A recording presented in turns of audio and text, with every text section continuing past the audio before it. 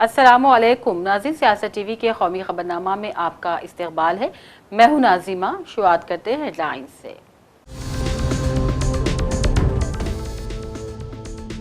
मोदी को कॉल करके जंग रोकी और जौहरी जंग के खतरे को टाला गया।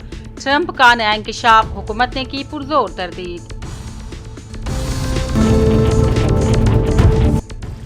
ट्रंप के बयान पर कांग्रेस ने जाहिर की तशवीश, कहा क्या वजीर आजम मोदी ने मुल्क के विकार का सौदा कर लिया।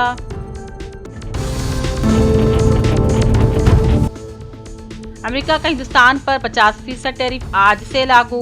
वजीर आजम ने बुलाया काबीना का इजलास, टैरिफ से निमटने के इक़दाम पर गौर ख़ौस।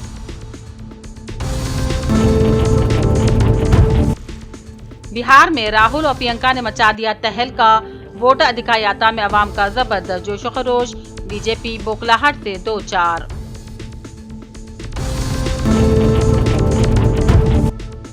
आसाम में मौजूद बीजेपी हुकूमत ने राक्षस जैसे हालात पैदा कर दिए। प्रोफेसर सैयदा हमीदा का रिमार्क, कहा बांग्लादेशी के नाम पर दहशत और खौफ की सियासत।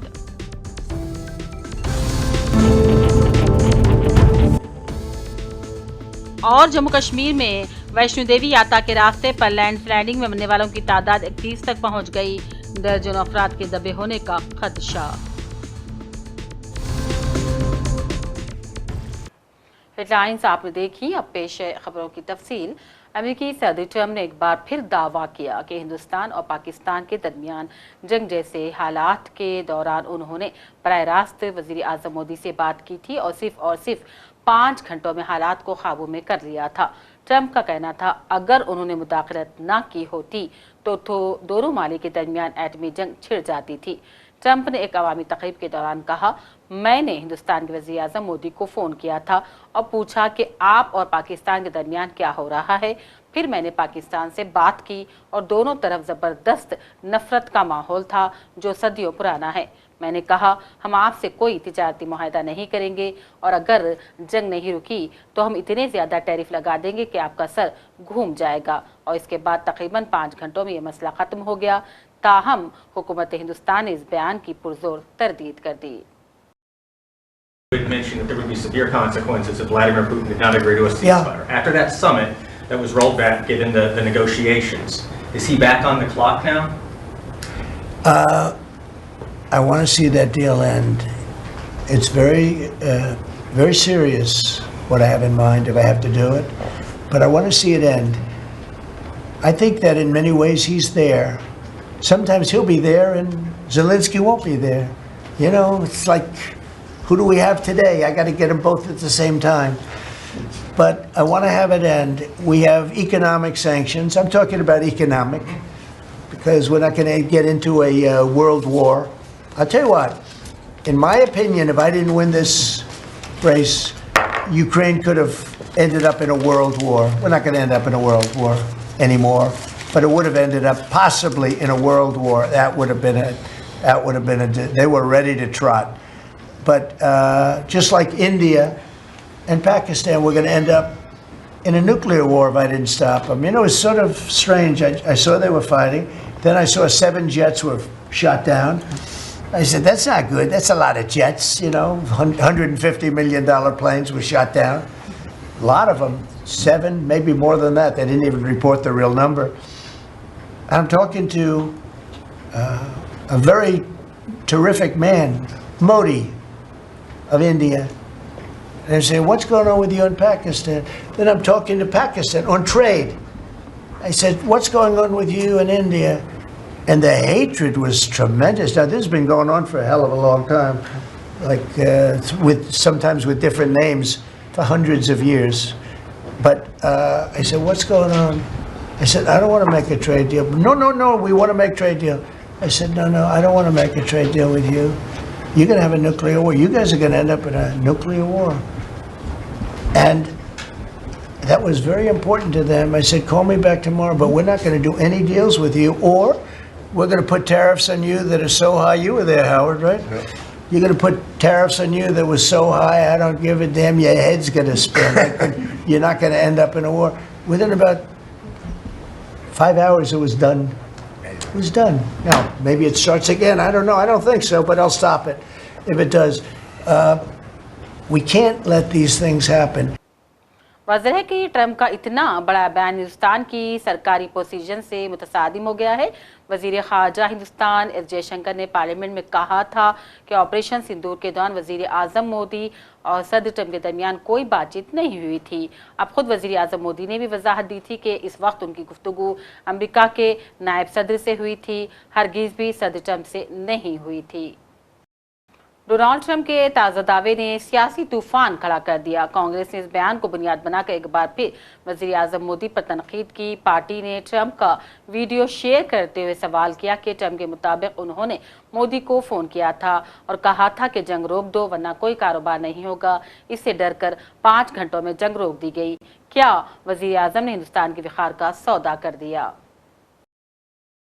अमेरिकी सदर ट्रंप ने हिंदुस्तान पर 25% इजाफी टैरिफ नाफिज करने का ऐलान कर दिया था और टैरिफ की डेडलाइन आज 27 अगस्त को ख़त्म हो गई है। इस तरह अब हमारे मुल्क हिंदुस्तान पर मजमूई तौर पर 50% अमेरिकी टैरिफ नाफिज हो चुका है। नए सिस्टम की वजह से हिंदुस्तान को कुछ सेक्टरों में नुकसान उठाना पड़ सकता है। अमेरिकी इजाफी टैरिफ हिंदुस्तान के टेक्सटाइल सेक्टर को भी मुतासिर कर सकता है। कहना चाहता हूँ कि जो टैरिफ लगा हुआ है 50%, वो नो डाउट उसकी असर ज़रूर होगी, पर दुनिया के 10 पॉलिश डायमंड होता है, उसमें से 9 पॉलिश डायमंड पैदा होता है सूरत में। तो दूसरा कोई दुनिया का देश में उसका मैन्युफैक्चर शक्य नहीं है। तो डायमंड की ज़रूरत है कि डायमंड जो अमेरिकन लोग की पसंद है उसमें दूसरा देश कोई उसका मैन्युफैक्चर नहीं होता, इसलिए उसकी ज़रूरियात नहीं पूरी पड़ेगा। इसलिए मैं ऐसा समझता हूँ कि उसकी असर बहुत नहीं रहेगी, शॉर्ट टाइम के लिए रहेगी, बाकी लॉन्ग टाइम के लिए तो उसकी असर नहींवत रहेगी। नॉर्मली भैया देखो तो ऐसा है कि ये सब कंट्रीज़ की खुद की पॉलिसी रहती है, तो इसके अंदर अमेरिका जो टैरिफ लगाएगी वो देश की पॉलिसी है। तो पॉलिसी से हमको यहाँ पे थोड़ा सब एडजस्ट करने में थोड़ी तकलीफ पड़ेगी, बट ऐसा कोई नहीं होगा कि अपना व्यवसाय बंद हो जाएगा, क्योंकि वो टैरिफ अमेरिका पे लग रहा है। तो हम तो यहाँ से जो भी एक्सपोर्ट करेंगे उस पे जो भी वो टैरिफ लगाने वाले वो टैरिफ लगा के माल भेजेंगे और वहाँ पे बेचने की कोशिश करेंगे और वो सब एडजस्ट हो जाएगा। अभी 25% टैरिफ लगा हुआ है, उसमें हम लोग माल भेज रहे हैं, तो वहाँ पे एक्सेप्ट हो रहा है। तो 50% के अंदर जब भी एक्सेप्ट कभी होगा क्या होगा वो थोड़ा टाइम लगेगा, बट एडजस्ट हो जाएगा। और दूसरी बात वो है कि भाई समझ लो कि भाई अभी जो टैरिफ 25% का एडजस्ट हुआ है, तो धीरे धीरे करके उसकी पॉलिसी के हिसाब से एडजस्ट हो जाएगा। इसमें क्या है कि वो हर एक धंधे को ये टैरिफ लगाने का बोला है अमेरिका ने। तो ये डायमंड क्षेत्र ऐसा है कि 55 साल से चल रहा है, तेजी मंदी आया गया सब ये चलता, फिर भी इतना बड़ा हुआ है। पहले भी बहुत मंदी आई थी। फ्यूचर में ये धंधा दूसरा देश वाला कोई स्वीकार कर बनाने में कोई नहीं करेगा, वहाँ उसका प्रोडक्शन नहीं होगा। इसीलिए नहीं होगा कि यहाँ पैसे में मजदूरी देता है और वहाँ डॉलर में देनी पड़ती है, मतलब बहुत महंगा पड़ता है। इसीलिए प्रोडक्शन यहीं रहेगा। उसको महंगा डायमंड होगा तो फिर भी वो पहनेंगे, क्योंकि ये शौक की बाबत है। टैरिफ में बेतहाशा इजाफे से हिंदुस्तानी अशिया अमेरिका के बाजारों में काफ़ी महंगी हो जाएगी और इससे हिंदुस्तान का 30 से 35 अरब डॉलर का एक्सपोर्ट मुतासिर होने का अंदेशा है। इसी पस मंज़र में वज़ीर आज़म ने आज काबीना इजलास तलब कर लिया, जिसमें टैरिफ के असर को कम करने के लिए मुमकिन इक़दाम पर गौर किया गया। प्लानिंग कमीशन की साबिक़ रुकन प्रोफेसर सैयदा हमीद ने बांग्लादेशियों को हिंदुस्तान में रहने की हिमायत करते हुए कहा था कि उनके यहाँ रहने से किसी को तकलीफ नहीं होनी चाहिए। अभी इस रिमार्क पर हंगामा जारी था कि उन्होंने एक और मुतनाज़ा बयान देते हुए आसाम की 20वां सरमा हुकूमत को कई तनकीद का निशाना बनाया और कहा, आसाम में जब से बीजेपी की हुकूमत आई है रियासत में दहशत का माहौल है। उनका कहना था, ऐसा मालूम होता है कि यहाँ राक्षस की हुकूमत है। उन्होंने दावा किया कि माजी में आसाम जन्नत निशान हुआ करता था, मगर आज ऐसे हालात बना दिए गए हैं कि हर कोई यहाँ खौफ में जी रहा है। मेरा very briefly, and I won't let you give me the reminder. I have the most beautiful experience of Assam. Since 1997 Women's Commission, Planning Commission में मैं हर आसाम के चप्पे चप्पे में मैं घूमी हूँ. कभी मैंने एक सस्ती सी साड़ी पहन के, मैंने कभी कॉन्शियस नहीं थी कि मैं मुसलमान हूँ या मैं औरत हूँ. मैं हर जगह घूमी हूँ और मुझे एक तरह से इतनी आइडेंटिफिकेशन हुई है चप्पे चप्पे से आसाम के. इस वक्त suddenly my name is all over the media. It's amazing. जो जैसे हर्ष ने कहा कि अगर बांग्लादेशी एक, it's become a curse word now, it's become a horrendous word now. अगर आ भी गए हैं कुछ Bangladeshi, okay, so sit down with them, negotiate with them and bring and escort them back. जो कहानियां हमने सुनी, जो हमारे 2 आसाम से 3 जो हमारे साथी हैं, these are blood curdling stories. एक बच्चा, एक माँ, एक pregnant woman, you know, this is something which is absolutely unforgivable and unbelievable. Assam कभी ऐसा नहीं था. Assam has become something which is like a Frankenstein, like a monster. And जैसे हर्ष ने कहा, अपूर्वा ने कहा, ये एक खतरनाक जगह हो गई है.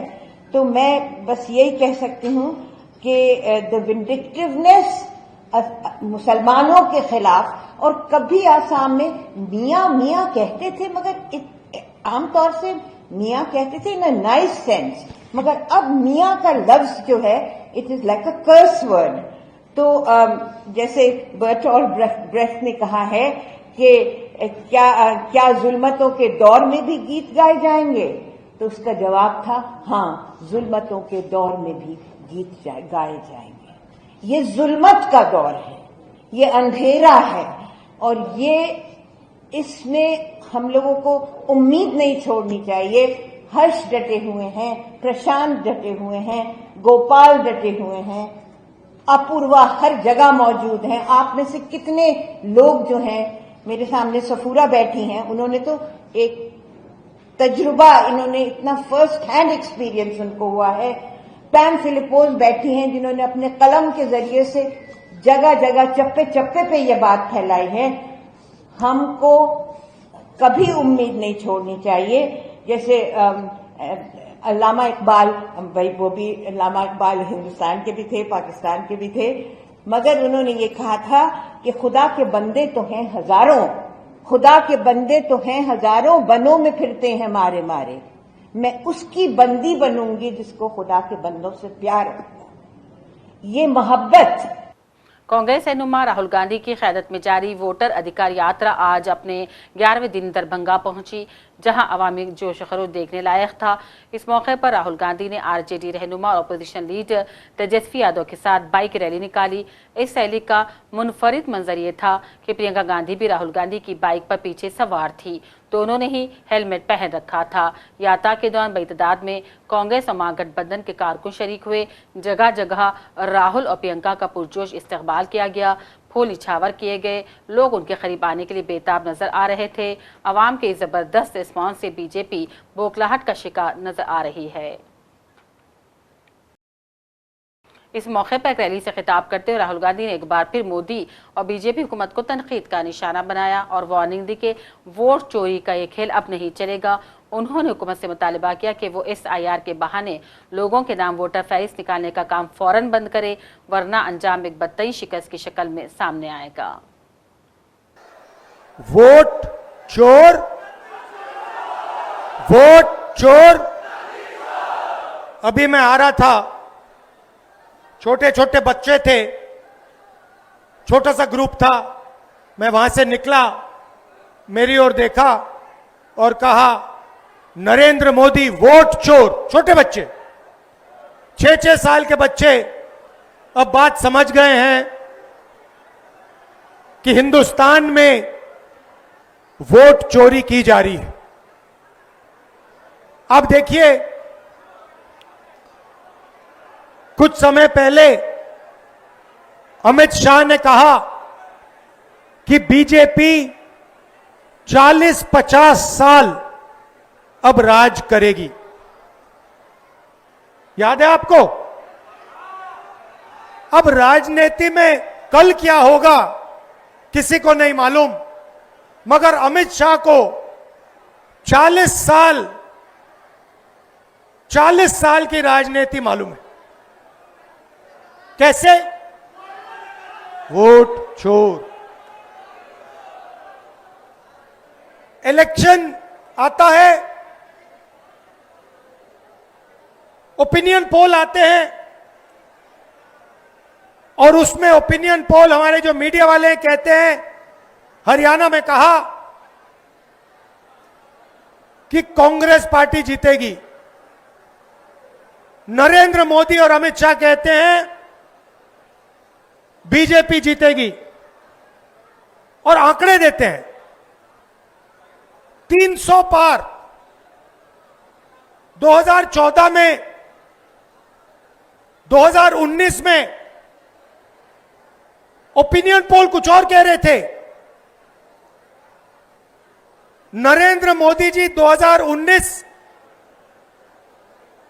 के चुनाव के बाद रिजल्ट आने से पहले प्रेस कॉन्फ्रेंस करते हैं, कहते हैं 300 सीटें आएंगी। हिंदुस्तान के सारे पोलस्टर कुछ और कह रहे हैं, ओपिनियन पोल कुछ और कह रहे हैं। नरेंद्र मोदी कहता है 300 सीट आएंगी। कितनी आई? 300 आई। क्यों? वोट चोर। भाइयों और बहनों, सच्चाई है कि ये पहले गुजरात में शुरू हुआ। ये 2014 से पहले गुजरात में शुरू हुआ। मरकजी वजीर दाखिला अमित शाह ने आज नई दिल्ली में ऑपरेशन महादेव के तहत पहलगाम पर हमला करने वाले दहशतगर्दों को मारने वाले हिंदुस्तानी फौज, जम्मू कश्मीर पुलिस और सेंट्रल रिजर्व पुलिस फोर्स के बहादुर सिपाहियों से मुलाकात की और उन्हें एजाज से नवाजा। अमित शाह ने एक प्रोग्राम में इन फौजियों को एजाज से नवाजा और हम वतनों के जहनों में तहफ़्फ़ुज़ के एहसास को मजबूत करने के लिए तमाम सिक्योरिटी फोर्सेस को मुबारकबादी दी। हिंदुस्तान ने इसराइल हमास के दरमियान जारी तनाज़े के दौरान गजा पट्टी पर हमले में सहाफ़ियों की हलाकत की मजम्मत की और इसे अफसोसनाक करार दिया। गजा पट्टी के खान यूनिस में हमलों में सहाफ़ियों की हलाकत के हवाले से मीडिया के सवालात का जवाब देते हुए वज़ारत ख़ारजा के सरकारी तर्जुमान रणदीप जायसवाल ने कहा, सहाफ़ियों का कत्ल इंतहाई अफसोसनाक है। हिंदुस्तान ने हमेशा तनाज़ात में शहरियों की हलाकत की मजम्मत की है। वाज़ेह है कि गजा पट्टी पर इसराइली हमले में पीर को 5 सहाफ़ी शहादत पा गए थे। जम्मू कश्मीर में जारी तूफानी बारिशों ने तबाही मचा दी। कटरा के करीब वैष्णो देवी यात्रा रास्ते पर खौफनाक लैंड स्लाइडिंग के नतीजे में कम से कम 31 यात्री हलाक और 30 जख्मी हो गए। तिरिकोटा पहाड़ी के करीब मलबे का बड़ा हिस्सा रास्ते पर गिरने से कई लोग दब गए। जख्मियों को फौरी तौर पर करीब अस्पतालों मुंतकिल कर दिया गया। NDRF, SDRF, Jammu Kashmir police और फौज की मुश्तरका टीमें रेस्क्यू ऑपरेशन में मसरूफ हैं। शदीद बारिशें और फिसलन के बायस इमदादी काम में दुश्वारियां पेश आ रही हैं। हादसे के बाद यात्रा आर्जी तौर पर रोक दी गई है। महकमा मौसमियात ने आज दोबारा रेड अलर्ट जारी किया है और लोगों को महफूज मकाम पर मुंतकिल होने की हिदायत दे दी गई है। जो भी इंफॉर्मेशन आई है, इंद्रप्रस्थ के आसपास एक लैंडस्लाइड आई है जिसमें कुछ लोगों की डेथ भी हुई है और कुछ लोग इंजर्ड हुए हैं। रेस्क्यू ऑपरेशन चल रहा है। अभी जो CHC कटरा में 5 डेड बॉडीज आई हैं और 10-11 लोग जो इंजर्ड हैं उनकी इन्फॉर्मेशन है। जैसी और इन्फॉर्मेशन आएगी वो आपसे शेयर कर दी जाएगी।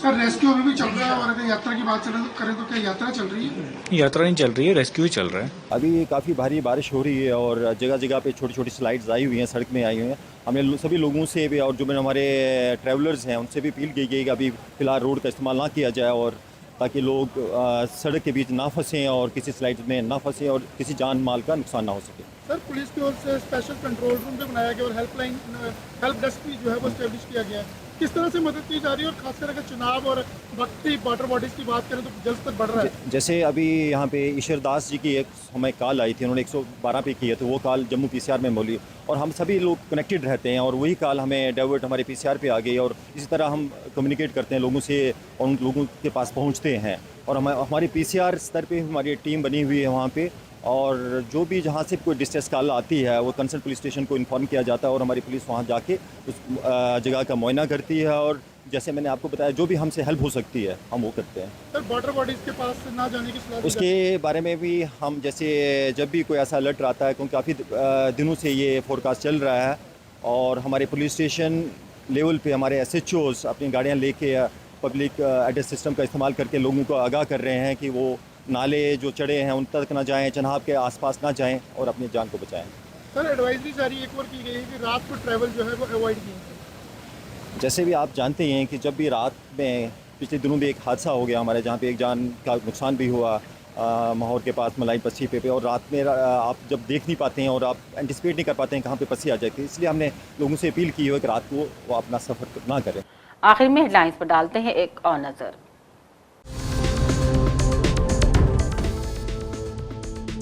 मोदी को कॉल करके जंग रोकी और जौहरी जंग के खतरे को टाला गया। ट्रंप का नया इंकशाफ, हुकूमत ने की पुरजोर तरदीद। ट्रंप के बयान पर कांग्रेस ने जाहिर की तशवीश, कहा क्या वजीर आजम मोदी ने मुल्क के विकार का सौदा कर लिया।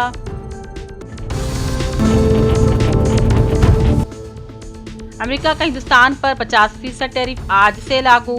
वजीर आजम ने बुलाया काबीना का इजलास, टैरिफ से निपटने के इक़दामात पर गौर व ख़ौस।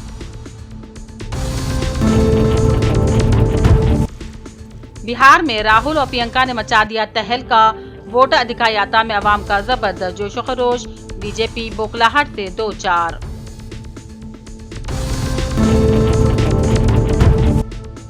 आसाम में मौजूद बीजेपी हुकूमत ने राक्षस जैसे हालात पैदा कर दिए।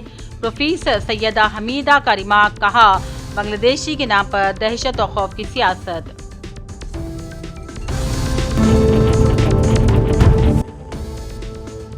और जम्मू कश्मीर में वैष्णो देवी यात्रा के रास्ते पर लैंडस्लाइडिंग में मरने वालों की तादाद 31 तक पहुंच गई। दर्जनों अफराद के दबे होने का खदशा। इसी के साथ कौमी खबरनामा का सिलसिला अब यहीं अख्ताम को पहुंचता है। पूरी टीम के साथ दीजिए इजाजत और देखते रहिए सियासत TV। अल्लाह हाफिज।